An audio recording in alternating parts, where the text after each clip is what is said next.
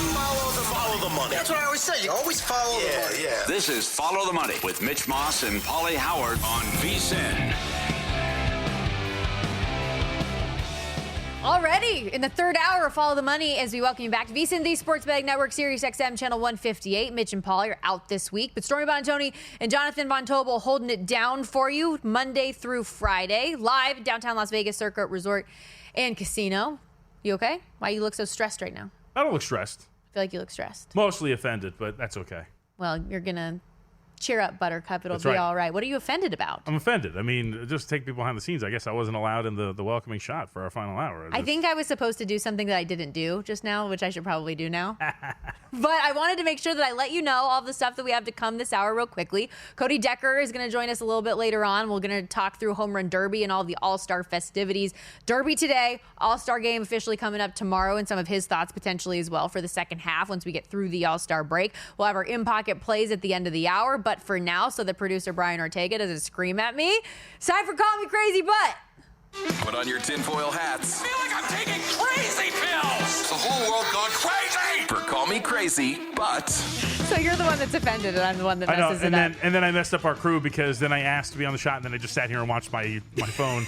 So they're probably going to kill me. But you know how many fingers are up here? 3, because Kobe Buffkin for 3, and all of a sudden the Hawks are only down by 5. Baby, let's go. 77-72 right now, 42 and a half seconds left in the third for those who are worried about Summer League. And Julian Just need a Hawks Edlow, dub, baby. who was on the program earlier, yes, he needs the Hawks in a money line parlay as well. That said, Call Me Crazy But. This is a staple of our program, Money Moves, that the two of us typically host from 12 to 2 Eastern every day here on VSiN. And we'll have a little fun. It's usually our Monday overreaction segment. And one of the things that came out today on ESPN.com, Jeremy Fowler put out his breakdown of all of the execs and coaches and different things that are kind of anonymously interviewed and compiled to rank the top 10s of all the different marquee positions in the NFL, right? Today, the reveal was quarterback. And I don't think there's going to be any debate about who the top 4 quarterbacks were. And the order sure is one that you can debate, but it's going to be some combination of Patrick Mahomes, Lamar Jackson, Joe Burrow, and Josh Allen. I got to tell you, though, I was very surprised when I saw number 5 on this list. Call me crazy, but is Jaden Daniels a top 5 quarterback after 1 year of showing what are we already there? Yeah, I mean, I think that when you look at quarterbacks in general, especially young quarterbacks, they tend to always be exactly what they were their rookie year. So, guys, obviously. You know, for example, Obviously. C.J. Stroud and his team did not take a step back in any way, Not shape, at or all. form after his first year. Bryce Young did not improve in any way, shape, or form after his first year. If you're not picking up on it, I'm with you. Like, we do this every time. What most recently happened is the truth, and we don't really make room for nuance or anything else in between. There is a reality in which Jaden Daniels takes a step back this year. It was a very good run for them, but I'm with you. To say that he is a top 5 quarterback seems excessive when you're looking at some of the other guys that were left behind him. For example, Matthew Stafford behind him. Even Justin Herbert, who's got a longer track record. I'd argue Jared Goff was very much burned in this thing, and Jalen Hurts as well. And listen, this is not to slight Jaden Daniels. He had an unbelievable rookie season. It was historic, and especially coming off of the C.J. Stroud rookie season where he was breaking all of these records, to Daniels to then just say, hold my beer, and do what he did for the Commanders in that run in the postseason. It was awesome. It was fun to watch. But sophomore slumps do happen, and we've had the conversation on Money Moves about the Commanders potentially being the Texans of last year. And I'm not going to say that's going to happen, but that's a very realistic possibility. And so for him to be 5th on this list, but more importantly for our purposes, to be 5th on the odds board as well for league MVP at plus 750, seems like a little bit of a stretch, at least for where I sit right now. Okay, where's your first Call Me Crazy? I'd add a note to this too really quickly and just say the fact that Baker Mayfield was actually as low as he was on this list is a travesty as well. Was he 10? He was, 10. Some guys had him unranked, very far back. I think Mayfield's proven that he's one of the better quarterbacks in the NFL. All right, with that, let's go to baseball.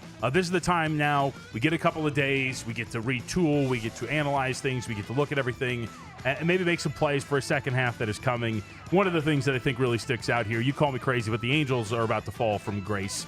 I love the run. They're a plucky team. They've been a lot of fun. They're a great mashing unit. They hit home runs like no other. Mike Trout's really starting to come along strong.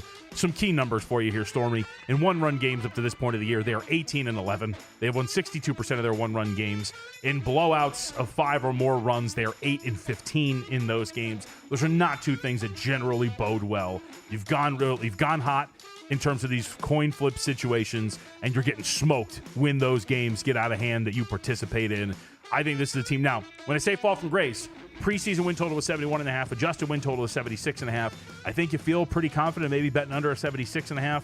You don't love the pitching, think there's some regression there, and I just don't think this really boom or bust offense of hitting homers or doing absolutely nothing is going to work out in the long run. Think under an adjusted win total of 76.5 is the way to go, and I think, I don't know if it's crazy, but I think they're going to fall down a little bit here. And I don't know, obviously they're a team that you watch very closely. I don't know how you felt about them going into the season, but that preseason total was about, 71.5? So if you were somebody that leaned under, and now you're getting that inflated number on a positive stream, a positive run for them lately, why not take a shot on that with the anticipation regression is coming? So no, I don't think you're crazy there. Yeah, and I'm somebody who has over 71.5, but just looking at them and the way this thing is gone. You're trying to find a middle now? I mean that, but it's just I think it's more realistic that they can't keep doing this essentially. Okay. You know, every single one of these games, they're hitting home runs and it's absolutely great, but what they're doing is not sustainable. Even their ace, Yusei Kikuchi, has some signs of aggression, and if that hits, I mean, then all hell breaks loose for this team. 47-49 for them at the break. So call me crazy, but off-season contract disputes bleed into in-season production. And maybe this is just because I've been burned a few times with the San Francisco 49ers already in the past. I think about when Deebo Samuel was going through his contract negotiation dispute issues and had a very slow start to the season. It was one of his worst years with San Francisco. Then you go to the same thing with Nick Bosa when he was going through his. He admitted that the contract negotiation dispute issues and the way that lingered into training camp was problematic for him, and he wasn't at his best because he was focused on all of this stuff off of the field. Now there's Juwan Jennings throwing that out there. But I'm thinking about the Bengals and Trey Hendrickson. I'm thinking about TJ Watt and the Steelers and these players that have off-season things that they are dealing with. Going into the year, should we be concerned about the production of some of those players? Like, are those players that, despite the production that they have had in the past and the sack numbers that they have put up, should we be avoiding them in some of these prop markets or looking at unders or not going for a defensive player of the year type of a prop because of some of the stuff that they're dealing with right now? I don't know. I tend to kind of poo-poo these things. Like, if you're going to tell me you don't like Narrative Street? Not really. I mean, if Hendrickson signs, he's a veteran. He knows how to take care of his body. He's one of the better pass rushers in the NFL. If we're just focusing on him for a second, why would I be worried that this gets dragged out until, week 3 of the preseason, first week of August or something like that? If he signs and he's there, I feel pretty confident that he's not at home this whole time just eating cheese and getting fat, right? Like, I think that's something that you can trust, that he's going to be out there and produce at a pretty high level. I think at times it's more psychological. I mean, and I could, again, this is called Call Me Crazy, so you're calling me crazy. That's fine. Women love that. But you can't do that. That's not fair. You can't pull that out. The point, just because I've seen it a handful of times where it has been detrimental. And for a Trey Hendrickson specifically, given how bad I anticipate that Bengals defense being yet again this year, his production is critical for that unit. Okay. If he gets paid, he's going to be happy, though, right? So what's the negative? It's a big if. If he does. We'll see what happens. My turn? Yep. All right, another one in baseball. Call me crazy. I'm totally reacting to what I just saw last. The Giants are going to miss the playoffs. I can't do this anymore with this offense. You go and you get Rafael Devers. Since they've gotten him, 25th in weighted runs created plus. They're hitting 220 as a lineup. According to FanGraphs, this is ridiculous if this is statistical truth. You know how many stolen bases the San Francisco Giants have since they have acquired Rafael Devers? What? 3. What we got? They're not even manufacturing offense. They've been absolutely abysmal at the plate. Devers has not been great himself. This offense continues to struggle. I get they've got great pitching, but I can't do this anymore. Watching this offense scuffle around. The Dodgers went through their little slump, if they will, broke out of it just fine to go into the All-Star break, winning 2 out of 3. I just can't do this with this Giants team anymore. You've got to be able to hit. I went out there and watched Cal Quantrill, son of Paul Quantrill, shut them down live in front of me. It's absolutely insane that this team is going to continue to try to do this with this anemic offense. It's minus 110 to miss the playoffs. Maybe I'm overreacting. You call me crazy, but I think this team's we're done. So you don't think that this Devers acquisition is going to start to bear fruit, and you don't think that approaching the trade deadline they're going to try to make any more splashes? That's a fair way to do it. We'll put it this way: if they don't do anything else for this lineup, Okay. then yes, I'm Because totally nope. that's like my only rebuttal. Really, is they obviously made this huge effort to make this move and bring a bat like that into their lineup, that if they are believers in ending this postseason drought and doing all this stuff, it's by continuing to add and go full force into this thing. Yeah, and I mean, it just because I think you need to do that. Again, they're only a half game out of the wild card, but the Padres are playing ever so slightly better, and I trust them more offensively than I do. Rotation starting to get a little bit healthier. Obviously, Darvish is back as well. I don't like the signs. The fact that Devers seems just kind of blasé there in that lineup too. It's getting annoying watching it for whatever reason it is. So we'll see if they can actually pull this out. But if they are currently constructed, out, done. I know you teased this other one earlier. Well, you didn't tease it. You just gave it out. But do you want to just throw it in there for people who weren't with us earlier? Yeah, I mean, I think it's down now that the Summer League games have started for today. But you call me crazy if you're going to give me 22-1 on the Detroit Pistons to win the Summer League. Again, they are the 3 seed currently right now. Now, this is all dependent on whether or not they're going to stay whole and that Ron Holland is going to play. So if he doesn't get shut down, you give me 22-1 on that team. In control of a playoff seed with one of the better second-year players. Let's go. And again, you say shop around. That does matter, as we've seen, especially in these Summer League odds. We talked about it a little bit earlier on in the show, but even just looking at two of those marquee, really big sports books that are widely available across the country, DraftKings and FanDuel, you see massive discrepancies and difference of opinions and numbers there. So make sure you check it out. By the way, while you are betting on sports, why not try the races? When you do, First Bet lets you wager on hundreds of horse races each and every day from top tracks across the U.S.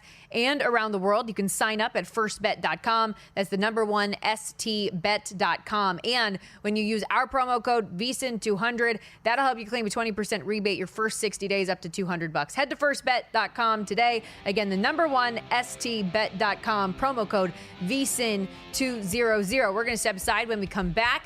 It is Home Run Derby Day. Cody Decker, former major leaguer, he's going to stop by, give us his thoughts on all of the action upcoming tonight. Stay with us on Follow the Money.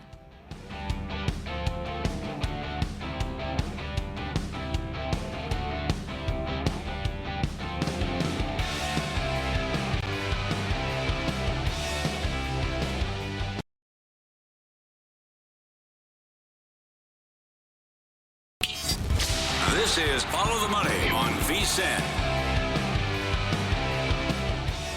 Follow the Money, live from downtown Las Vegas Circa Resort and Casino, Sirius XM Channel 158. He's JVT. I'm Stormy Buonantony, filling in for the guys. Excited for the Home Run Derby coming up tonight from Truist Park in Atlanta. Going to be a fun one, an interesting field. It is always a little bit of a bummer with some of these all-star competitions that you don't get some of the biggest faces that you would like to. So no Aaron Judge or Shohei Ohtani, but we do get the MLB leader in home runs so far right now. Cal Raleigh is a favorite, and some interesting names that could provide some value. To help us talk through all things All-Star and just MLB in general at the break as we reset for the second half of the season, Cody Decker joins us here on the Progressive Guest Line, former major leaguer turned analyst and radio personality, and you've got some big deck energy behind you as well, I see. What's going on? Oh, living the dream, Stormy. How are you? It's just 6:15 p.m. I don't have anything else to do, so I thought I'd come and chat with you folk. We appreciate it. And we're going to get into a lot of this Derby stuff. First of all, when you looked at the lineup for who was coming in, were there instantly names that you got excited about seeing on display today? Excited is a very specific relative term. Was I excited to see the influx of young guys? Yes, I was very excited to see certain names out there. Cannellaro is something I'm looking forward to seeing in this. I'm looking forward to seeing some other fresh faces. Of course, O'Neill Cruz is catching everybody's eye. And yes, there are props out there for the hardest hit ball in this Derby. But I also saw O'Neill Cruz had the second shortest odds in all of the people in this home run Derby, which to me is a fool's errand and a fool's sucker bet. And if anybody takes that, good luck to all of you, because I tested this all of this technology out for Major League Baseball 2.5 years ago at Dodger Stadium. I did multiple rounds of home run derbies for Major League Baseball at NDSPN. This is an endurance trek. This has nothing to do with how hard you can hit the ball, how far you can hit the ball, or how many times even you can hit the home runs. Frankly, this is about who can not pass out the best. This is a very difficult thing to do, and I already have my eyes on one player and one player only. Two, because I have them both in the finals at a plus 2,500. But Matt Olson, this is made for him. Who's he going to face? I currently have him down with Byron Buxton in the finals at plus 2,500. Okay, well, talk me further on Matt Olson, though. Why are you a believer? Is it because he has done this before, unlike these young guys? Actually, no. It's more along the lines of slow and steady wins the race. This is something where you go over and over and over and over again. And take a look at Matt Olson's approach. Take a look at his swing. It's not a max effort swing. He is a very calm, collected, and methodical swing. It's a perfect thing for a home run derby of this type of caliber. And frankly, he also has the zhuzh from the hometown crowd. There's only going to be one guy these fans are going to be cheering for at an ad nauseum type level, and that is Matt Olson. If he can just get through that first round, which I firmly believe he will, I think he's going to win this tournament. James Wood was one of the guys that was a popular selection at a couple of shops, as it's been reported. What do you make of him? I think he's young, and I think he can absolutely accidentally his way through this entire thing. It's a home run derby. It could just be somebody gets hot, and make no mistake, there is one other thing that I feel like no one really pays attention to. The BP pitchers is a very, very scary and difficult job, especially when that time limit is starting to catch up on you a little bit. Dude, I have been in a home run derby in AAA 3 separate times, and each time I had a guy up there just not even coming close to filling up the zone. So make no mistake, that is going to be a thing as well. So a younger guy like a Woods, like an O'Neal Cruz, might end up swinging at some extra pitches that other guys that are a little more savvy and more veteran thought processes might be able to just take and get to the next pitch. It's one of the most annoying things about a home run derby. You're watching the BP pitchers throw like sliders. You're like, buddy, what are we doing? Like, we're not trying to strike guys out here. We're trying to serve up meatballs. Bro, I got screwed out of thousands of dollars and like home run derby championship belts that would still be draped around my shoulder if it weren't for Coach Poulter out of Omaha. Yes, you screwed me. You know it. Okay, hold on one second. Real quickly, while we're on these pitchers, though, I saw Cal Raleigh is having his dad do it. Is that anything like a little extra for you? Who's been throwing this guy balls more in his lifetime than his father? Do you remember like Adley Rutschman a couple years ago? His dad did it, and they were really, I know he didn't get out of the first round, but he hit like 27 home runs in the first round. It was a really good one. He just got hosed in the format. Robinson Cano's dad, however many years ago. Any thought there? Wait a second. Robinson Cano's dad played multiple years of Major League unique, Baseball. Sure. I'm worried about the Cal Raleigh dad aspect of it. Now, it could work out fantastic, but has Cal Raleigh ever thrown BP in front of 45,000 Georgians? Also, when was the last time he threw BP for Cal? Like, it's probably been a long time. They've been practicing. I saw on a broadcast the other day, pregame, they were practicing, and they were even like dialing in their timing because Cal didn't realize how long 3 minutes really is, to your point earlier, Cody. 45,000 people, Stormy. Fine. It's different. Fine. All right, it's a little different. All right, any other lasting home run thoughts before we get to maybe some big picture MLB stuff with you? Honestly, I'm just looking for a good show. I am sad like you guys are. We didn't have some of the bigger names. I think we do need a star in there. And I did have somebody yelling at me this morning saying, well, Cal Raleigh's a star. Cal Raleigh can walk into any restaurant and no one will recognize him. And I do not think that's a Cal Raleigh problem. That's a Major League Baseball problem. This needs to be fixed very badly. I know that ESPN doesn't like talking about the city of Seattle, but maybe fix that because you have a bona fide star in the city of Seattle that just missed the first half season, single season home run record by 1 behind Barry Bonds. Ever heard of him? All right, let's go to some big picture stuff. I was just ranting a little bit. I'm tired, Cody. The Devers trade has done nothing for this offense. Giants lineup still stinks. Second half, it's minus 110 both ways for them to make or miss the playoffs. What are your expectations post All-Star break for San Francisco? Unless we see something come out of Devers going forward, I honestly think this is a team that's going to fall off a cliff a little bit because I do think the San Diego Padres are going to get right. And I know a lot of people are saying Arizona Diamondbacks are sellers. I'm not ready to go there yet. I think this next week after they come back, I know they've kind of put it out there that they're dangling a few names. And make no mistake, they have names that will change the full-on dichotomy of the American League if they make certain moves. But the Diamondbacks are still hovering around 500. I could definitely see them making a move as well. This is going to be an interesting last week going right into the trade deadline. It's an interesting comparison, too, when you look at how the Giants have played since adding Devers and then the Red Sox all of a sudden go on this crazy win streak. Are we supposed to be buying what the Red Sox have sold the back end of the first half? Yes, you should. Lucas Giolito is one of the best pitchers in baseball for the last month and a half of Major League Baseball. Alex Bregman back in that lineup. The vibes in that clubhouse are immensely different. And make no mistake, this team is going to be a buyer. I mentioned the Arizona Diamondbacks. Right now, the Arizona Diamondbacks have like 3 pieces right out the gate they can use. Naylor over at first base would be a wonderful upgrade. Getting your hand on Zach Gallen would be huge. Eugenio Suarez, if he's not wearing pinstripes in 2 weeks, I don't know what any of us are doing here. I mean, there's Keller with the Pirates, who could be a good fit over there for the Red Sox. I mean, this is going to be a very fascinating trade deadline as long as a few teams decide that they're going to be sellers. The Diamondbacks being one of them, and Atlanta Braves. Just say Chris Sale. Just say it one time. I just need to hear you say it so I can watch everybody fold themselves into pretzels over the next 2 weeks. All right, Mike Palm and I were laughing when we talked to him last week because I still hear, Cody, Atlanta, this is the time to buy. They're going to make a run here. Why are we still buying this? Like, what are we doing here with this team? Like, they're cooked. Is there any hope for them to make this run? We've seen runs before in the second half, but I just feel like Atlanta does not have this. They're 11 games under 500. I don't see a universe that this happens. Now, make no mistakes. We've seen crazy things happen like this before, not unlike the Arizona Diamondbacks just a couple of years ago when they went on that run the year before they made it to the World Series and nearly got themselves to a playoff spot. But again, you're talking about a division that is probably well out of your reach because the Phillies are going to keep winning and the Mets are going to keep winning. So you're really banking on a wild card spot. I think the Padres are getting ready to go on a massive run here. We got a couple of teams in the Central that are actually serious, the Chicago Cubs, the Milwaukee Brewers. And if the Giants can stick around too, that's going to be a massive problem for the Atlanta Braves. Frankly, if I'm the Atlanta Braves, I hit a reset button. I let my manager manage out the rest of this season, maybe move one or two pieces at most, one of which being Chris Sale, because you're going to get a haul for him. And frankly, just reload for next year. You have these guys locked up for like the next decade. It's an outlier year. It happens. You have the All-Star game. Quit complaining. They are a couple of divisions that have kind of that toss-up factor to them at the top of them, notably the NL East. So we're talking about Phillies and Mets, very close at the top. The AL East, obviously, Yankees minus 120, Blue Jays plus 170, even the NL Central, Cubs minus 220, Brewers plus 190. Any strong opinions on any of those toss-up divisions?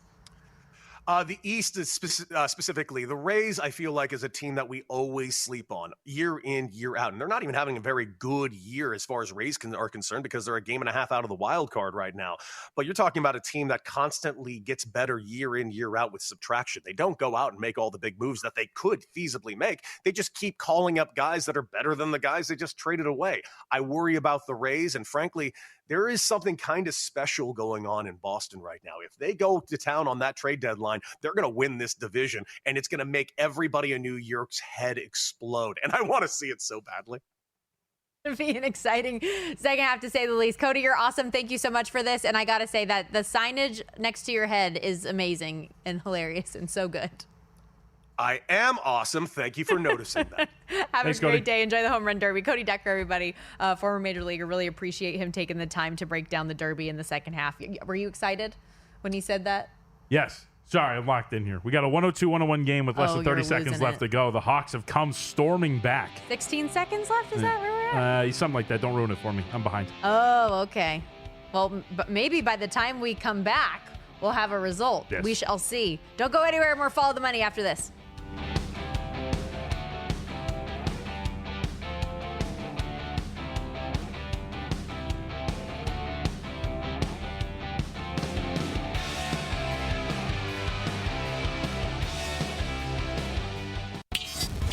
This is Follow the Money on VSiN. Right now, more people than ever are driving Nevada roads with expired tags, fake plates, or no insurance at all. If one of them causes a crash, if one of them hits you, who's going to cover your medical bills, your lost wages, recovery? The scary truth is it could fall on you. That's why Al Lasso from Lasso Injury Law urges you to check your auto insurance policy today.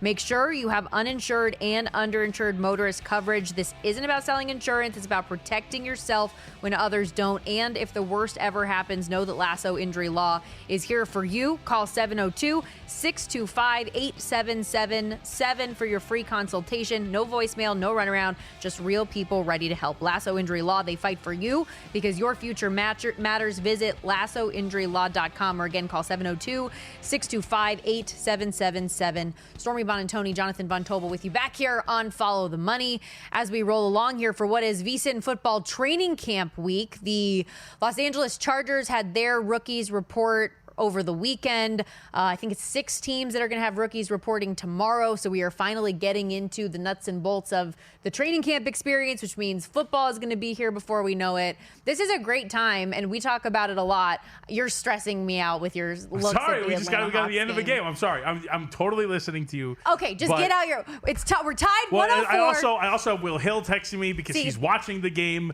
So, I'm going to puke. This is insane. The Cardiac Kids, the Hawks, who were down by 13 in their first summer league game, came storming back and beat the Heat. They were down by, I think, about 13 or actually no more. I think it was about 15 or 16 here in this game.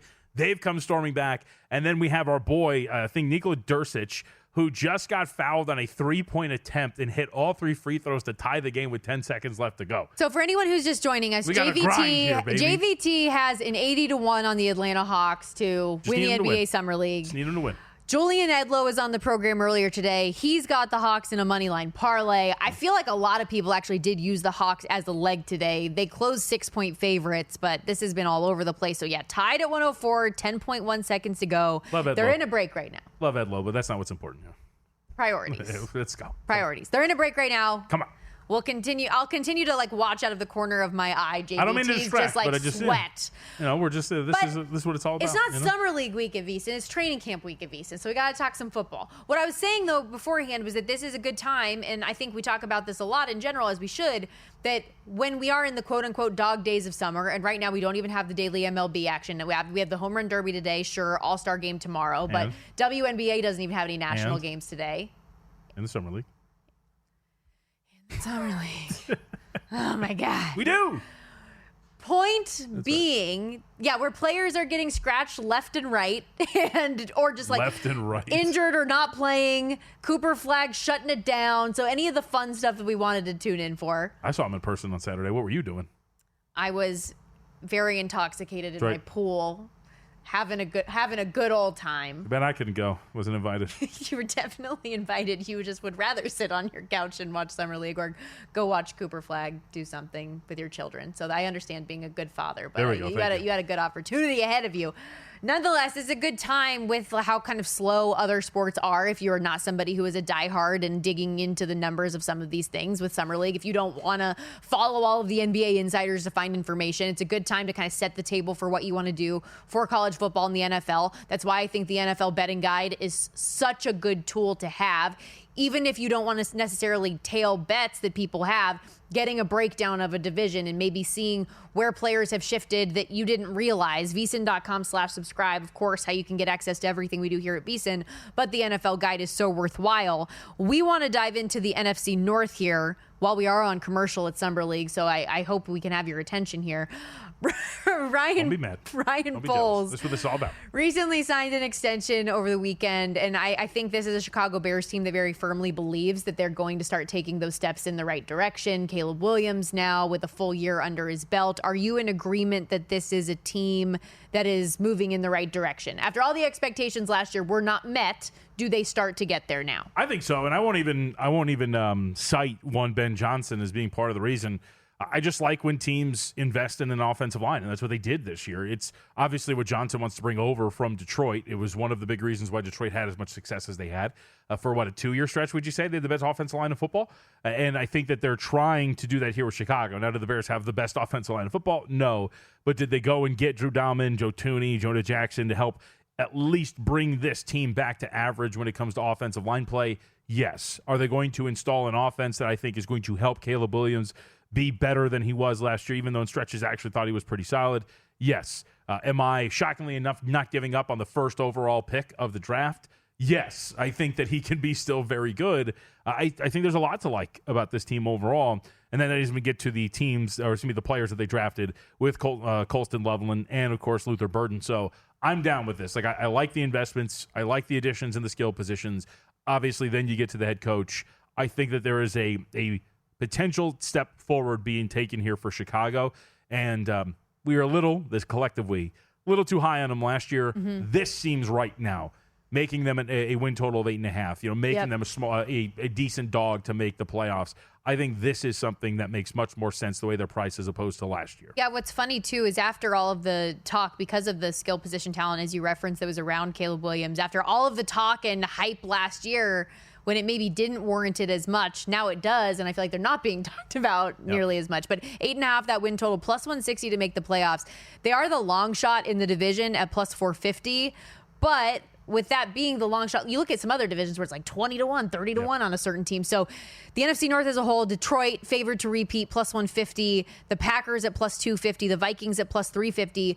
But it is a very interesting division with some of the moving parts in other areas. Like we talked earlier about the Lions, who, yes, have the highest win total at 10.5, but they've got new coordinators on both sides of the ball because Ben Johnson is gone and Aaron Glenn is a head coach elsewhere, and they do have to figure out their new starting center. The Packers, can they build off of the steps that they took last year? That's a question mark. And then the Minnesota Vikings with J.J. McCarthy stepping in as quarterback. So it seems like a division that's got some moving parts and some potential to like win those division games for a team. Yeah, I think for the Packers, what's going to be the thing that decides what this team will be is obviously Jordan Love, and I'm not going out on a limb, and he had a bunch of injuries last year. So are you a believer in general? I don't want to say yes, but I don't want to say no. Like, the potential's there. I think the thing that you're worried about if you're a believer, if you will, of Jordan Love, one of the big things that bothered him and was a bugaboo for him at Utah State was he did put the ball in danger a lot. The turnover-worthy plays were very high in his career at Utah State. And Stormy last year was his, outside of his rookie season or the 2021 season where he had 70 dropbacks, it was the highest of his career, we'll call it, because he's only been a starter for 2 years now.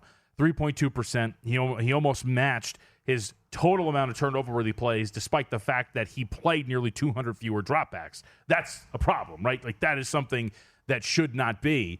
If he's going to continue to head in that direction, which is putting the ball in danger, then I think that you're really worried about what this Packers team could be. Because last year, one of the things that they really showed that was a problem for them as well, they needed to play with a lead. If they weren't playing with a lead, then the team fell apart. They weren't able to establish the ground game. Love kind of proved that he wasn't the guy that could win a game with his arm. I shouldn't say prove. Looked like the guy that could win a game with his arm. I just worry that if you continue to head in this direction with Love and the way that he played last year, that's where you really start to look at the, we'll call it, second best team in the division and realize, oh, like there's probably a real vacuum of power here in this second spot, and anyone in Chicago or Minnesota could step up and take that. He was, and I'll give him a little credit, he was also the victim of 23 drop passes last year, which was fifth most in the NFL. So he needs some help as well from those wideouts, which is not a secret. But for an 11-6 year, I feel like this team is talked about a lot more negatively than maybe they should, but that division record is probably a big part of it. You can't go 1-5 in the division and have people be excited about where you're at right now. 1-5 in the division, your quarterback arguably regressed despite the injuries. Like, that's, I think, the reason why they're at least considered or talked about in the space that you are. And then the other one, too, which, by the way, like we're talking about the Packers really quickly, I would lean toward under the win total again, kind of leaning toward my pessimism there, the realism that I think that Jordan Love is a little bit closer to what we saw last year than what we did in 2023. Having said that, this Vikings team is priced mainly in just, I don't want to call it blind faith in Kevin O'Connell, but like the guy has proven to be a very good offensive quarterback, a quarterback whisperer of sorts. I mean, we, again, just don't know what J.J. McCarthy is. And yet here we are, win total of 9.5, where they're being priced. I think that I had Kevin O'Connell win Coach of the Year last year. I'm a very big fan of his. I want to plug my nose and kind of go some unders here with Minnesota and bet against them. I think we're almost in a similar vein of like Chicago last year, where there's just this faith that's like everything's gonna be fine. Quarterback's gonna hit the ground running, and I just don't know if that's the case. It's quarterback whisperer. You're right. Know? Like, again, that's why I kind of want to plug the nose. Just be like, oh. So that's why, and we had the conversation earlier, by the way, for anybody who missed it, you can always download Follow the Money in podcast form wherever you get your podcasts each and every day, and it's updated after each hour. But we had a conversation earlier about wide receivers, and despite the unknowns about J.J. McCarthy, you still thought that a 17-1 on Justin Jefferson for Offensive Player of the Year is absolutely worth a look. That dude's just going to be a vacuum. He's just going to get balls like all the time. Like J.J. McCarthy, if he struggles, then he's just going to look to the best guy downfield. Feed your guy. And if he's great, then he's just going to look to the best guy down the field. Like Jefferson's been incredible. Okay, on that note, we got to take another timeout. When we come back, we are wrapping things up. The show has gone fast. In Pocket Plays coming up after this. Our final thoughts on the Home Run Derby coming up tonight and overtime in Summer League. There we go.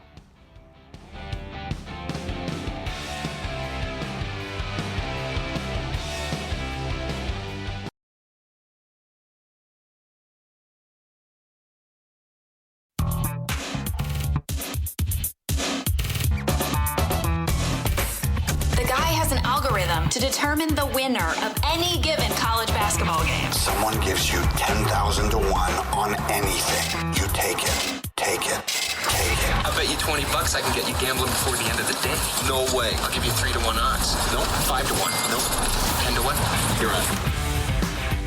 In Pocket Plays, presented by G-Bank, the official bank of VSiN. I only have one today. I am rolling with, in the home run derby, an exit velocity prop. And I couldn't wait to hear the thinking on this. Maybe it's boring because it's the favorite in O'Neal Cruz at plus 115. But I mean, just looking through the numbers and just the general way this guy hits the bat, absurd power, speed coming off of the bat. He owns the hardest hit home run of the season, which coincidentally was the hardest hit home run in the StatCast era. So dating back the last 10 years, 2015 when it started, 122.9 miles per hour, leapfrogging a record that was previously set by himself and or Giancarlo Stanton on that list. So he is a guy that typically hits the ball really, really hard. He's first in MLB in average bat speed. I feel like even when he's not going full throttle, that he's still going to have the edge in this metric on everybody else. Thoughts? I'm not going to disagree. I think it's a fun one. Of course it is. I just wanted something because it's not just a first round bet, it's for the whole time. So if he can end the competition with the best exit velocity miles per hour coming off the bat, why not? Yeah, you call me crazy. I mean, sweating out an exit velo prop I'm ready. on a home run derby I'm is feeling absolutely good. great. I was so excited when I was going through the menu, looking at all of the options that you could dabble into, and I was like, exit velo, let's go. How about this? I'll tell you this afterwards. All right, mine. I got a couple here for in-pocket plays, if we could, because I don't remember them. I know I have the Mavericks +7 later tonight in the Summer League.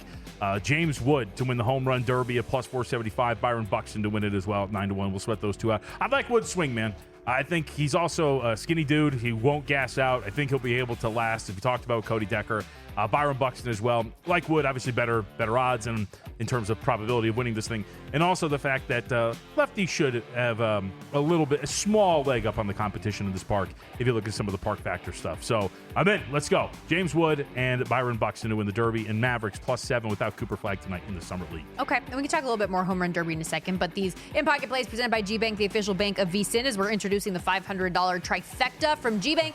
First bet and VSiN, all you need to do is open a G-Bank Visa signature card your first 90 days, deposit and play through $1,000 at first bet. That triggers the trifecta. You get $200 in cashback rewards on your G-Bank Visa signature card. First bet will give you a $100 deposit match. VSiN then completes the trifecta with a free 6-month VSiN Pro subscription. That is your G-Bank first bet VSiN trifecta. VSiN.com/GBank for more information. This is a one-time promotion limited to customers opening an account in response to the offer. Will not apply to requests to convert existing accounts. Apply today. Terms and conditions apply. Again, VSIN.com/GBank. We got 6 seconds left in OT. Atlanta up 1 and So we have some chaos here. They're about to run it out. Well, so how about this sequence right now? So it is 109, 108 with about 6 seconds left to go. Houston is inbounding the ball down by 1. Jermaine Samuels Jr., who is inbounding the ball, throws it up for an alley-oop, but from out of bounds, Stormy, he throws it into the basket. That's a turnover. So they turn the ball over, and now Atlanta, as you mentioned, trying to run it out. So Kobe Buffkin, who actually just split his previous free throws, is at the line now trying to make this a 3-point game if he can hit it. He's hit his first, and now we're going for his second. But how about that? Wow. A turnover on an inbound because you went for the alley-oop, and instead you made a basket from out of bounds. This is the drama yes. that comes with sweating out NBA Summer League. In overtime, by the way. This is in overtime. Well, it also speaks to, we talked about this during Win Some, Lose Some, and we had some good examples of it, but market kind of dead wrong here, right? With the absence of Reed Shepherd, who was ruled out before the game. Hawks closes about, a 6-7 point favorite, and they are scuffling in overtime right now, only up by 3. So we'll see if they can stave off the Houston Rockets, which looks like they can do, and they will win to remain undefeated. 3-0. Let's do it. 6 more games still to come today, but that is your final 111, 108. Atlanta gets it done, and your 80-1 lives on. We did get some breaking news in the NBA moments ago from Shams Charania, though, that might have Philadelphia 76ers fans feeling one type of way. Yep, 76ers star Paul George underwent a successful arthroscopic procedure on his left knee on Monday to treat an injury suffered during a recent workout, a team official tells ESPN. George will now begin a rehab program and be reevaluated prior to the start of training. The Action Network posted this meme of a fan looking just crazy and bloodshot eyes, and it says 76ers fans seeing Paul George injury tweets even in the offseason when there are no games played. Yeah. So it's funny because Harvard Handicappers group chat recipes. This was sent to me, and my response was, why don't they do these procedures earlier? And then I read the whole tweet just now. I was like, oh, it happened recently. So look, this is the current. And it's funny. It's actually apt because what did we talk about earlier, right? What did we just talk about? How you guys said, hey, the 76ers at that 30-1 price could be, and I said, can't trust it. If I told you, my whole thing was, if I told you Joel Embiid played 55 games, where would you put them in the Eastern Conference? And I still think that is a true thing. Like, again, it is just a big deal of health. And Paul George, right? I mean, his last year with the Clippers was the most he played in the Clippers uniform. You were hoping that was going to then translate, if you were Philly, into his time there. And so far, it has been an abysmal start to his tenure in a 76ers uniform. The high end is still there when you're talking about the potential to at least maybe go over your win total, do whatever. But either way, this is a very fitting, hilarious. I guess, bit of news. It's not obviously for the 76ers. not hilarious. I don't mean it like, I love Paul George. I feel terrible that he's dealing with another thing, and hopefully he'll be okay. But it's just so par for the course for the 76ers, and quite frankly, for an injury-prone player like him. Yeah, and it sucks. So we'll see. Again, reevaluated prior to the start of training camp. So there is a reality, it sounds like, in which he's reevaluated. He's good to go. Started training camp. He'll be out there, and we don't even talk about this. How frustrating is it as an NBA fan to have this, like the way that the playoffs shook out with all of these star players dealing with injuries? Then you add like stars like Joel Embiid, who don't get the full complement of games in the regular season. Paul George now added to the list. How frustrating is that? Like, you want your stars out there on the court, and now how many are we going to know that we miss for the entirety of next season already? It sucks. I mean, it does, but I'm a big Amir Coffey guy, so I like to watch those guys play basketball. It makes evaluating these teams obviously very hard, especially when you're talking about it from a preseason standpoint. If you're talking about Philly from a futures perspective, as we just discussed, do you really want to buy in at 30-1 now? If you thought there was a buy low opportunity, knowing that this is now looming over this team, I'd say probably not. Even the non-injury stuff, as you brought up today, there's still a reality in which, I don't know, a month from now, 2 months from now, at the start of training camp, LeBron James is in a uniform other than the Los Angeles Lakers. And you don't know how you're supposed to react to such a domino being moved. There was a report that some of these other teams, I think you brought this up, are maybe waiting to see what's going to happen with LeBron before the Clippers go and get a Bradley Beal or the Warriors go and get an Al Horford. And that puts you in a freeze with how you're supposed to play some of these futures, because if Al Horford's going to be on the Warriors, or if he's not, or if Beal's going to be on the Clippers, or if he's not, it does change things for you. I just feel, as a sports fan in general, it just stinks when you see, like, Jason Tatum's not going to be available. Mm-hmm. Damian Lillard's going to be out forever. The Pacers make this unbelievable run, and then Tyrese Halliburton's done. It's one of those things that I know that it's an inevitability in the sport, and you play a physical sport, these types of things are going to happen, but it makes it hard as a bettor, and I think as a sports fan, for a product that is constantly yearning for eyeballs. I have an audio message from Will Hill. Oh, no. Should I play it on the air? Okay, I have the no. Okay, so AI. It'll do the verbal for you, right? AI has given me. As long as there's no curse words, let's see what we got. AI has given me the Brian, context Brian of the in our ear audio goes, message. No. It's up to our take. Can you read it even if it's not the visual? Just says the ball game is over. The Hawks win. The Hawks win. The Hawks win. Oh, that's great. I would love to hear it then. Sounds like there's no cursing. Okay, all right. Let's see. Will, don't let me down. Get ready, audio people, please. All right, let's see. Wait. The ball game is over. The Hawks win. The Hawks win. The Hawks win. There you go. Okay, that's great. That's beautiful. There I'm very impressed. Well, at not the Will Hill on X. Right, give him a shout out. Chime in. Oh, he's coming up next. How about that? Look at that. Well, that's good. He's going to be starting VSiN Primetime with a dub. There we go. That's always a good feeling. Do you feel a little like FOMO that like you're going to be leaving the studio in your old time slot? Do you get like a little nostalgic from your VSiN Primetime days? Did they change from 4 hours? Not to my knowledge. No. Then you're feeling good. You're feeling good. Any final thought? Okay, all right. Any final thoughts on the home run derby on the way out? You gave your best bets, but anybody people should just stay off of, not believe in? Cody Decker said he loves Matt Olson. That surprised me a little bit. Watch the people in the outfield. It's hilarious. It is fun. See people eat it all the time. Have no idea what they're doing. Some kids get nailed with baseballs because they don't know how to catch a That's pop gotta be fly. such a fun experience, though, for those little kids to be out there. I mean, unless you get crushed. Sands getting clocked. Yeah. But My very kid and cool. I, you'll appreciate this, Ortega. My kid and I, like 2 weeks ago, were practicing catching pop flies with a real baseball. Took it right in the chin. Oh, yeah. We actually were talking with the home run derby coming in, my family and I, about the wiffle ball days growing up in the front yard and playing home run derby together, and how my dad, he used to be he was a minor league pitcher back in the day, and so he can throw it pretty hard if he wants to.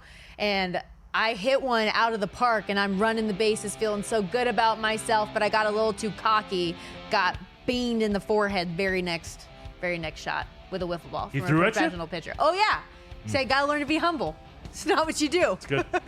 VSiN Prime Time coming up after this. See, Matt Human's already waiting in the wings, ready to come up. Cashing out later on this evening, 11 to 2. And then VSiN by the Book's going to get you set tomorrow morning, recapping all of the action. Thanks for hanging out with us, everybody. Be back tomorrow.